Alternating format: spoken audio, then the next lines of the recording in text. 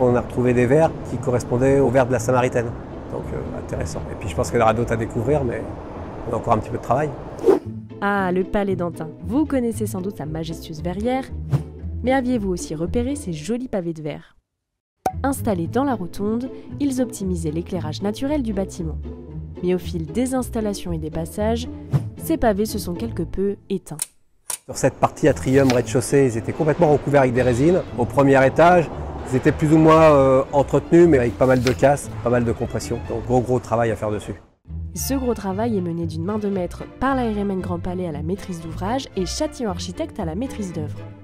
On a essayé de sauver un maximum de pavés de verre, de récupérer ceux d'époque, les restaurer, les nettoyer, et on a recréé vraiment ceux qui étaient trop endommagés ou ceux qui étaient manquants, on a recréé à l'identique. Donc on a pris des empreintes, on a refait des moules, on a recoulé le verre, on a travaillé sur le verre pour avoir les teintes, approchant les teintes de l'époque, et on a fait ensuite un surfaçage pour pouvoir créer une usure. Ce n'est pas tout, les verrières des ailes vont aussi être restaurées et réouvertes. La grande verrière, quant à elle, a déjà été restaurée en 2017. L'écrin du Palais de la Découverte va donc retrouver toute sa clarté, entre continuité et modernité. On essaie toujours de coller au plus près de ce qui a été fait à l'époque, en pouvant mettre des techniques modernes, notamment pour répondre à des contraintes de coupe-feu, à des problèmes de compression, et puis s'assurer que dans un siècle, ce qu'on a fait soit encore présent.